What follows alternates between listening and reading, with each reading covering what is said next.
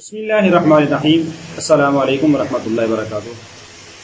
ایک حدیث کے اندر آتا ہے کہ رسول پاک صلی اللہ علیہ وسلم نے سوال کیا آج تم میں سے کس نے روزہ رکھا ہے؟ حضرت ابوبکر رضی اللہ عنہ نے عرض کیا کہ یا رسول اللہ صلی اللہ علیہ وسلم میں نے روزہ رکھا ہے. پھر آپ نے پوچھا آج تم میں سے کس نے مسکین کو کھانا کھلایا ہے؟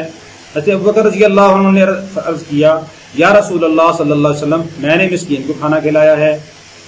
پھر حضور پاک صلی اللہ علیہ وسلم نے فرمایا پوچھا کہ آج تم میں سے کس نے کسی مریض کی عیادت کی ہے، بیمار پرسی کی ہے؟ حضرت ابوبکر رضی اللہ عنہ نے عرض کیا کہ یا رسول اللہ صلی اللہ علیہ وسلم میں نے مریض کی عیادت کی ہے.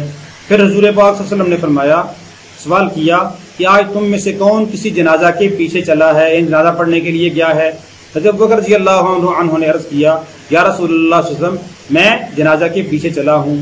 تو رسول پاک صلی اللہ علیہ وسلم نے فرمایا جس آدمی میں یہ خصلتیں جمع ہوں وہ ضرور جنت میں داخل ہوگا.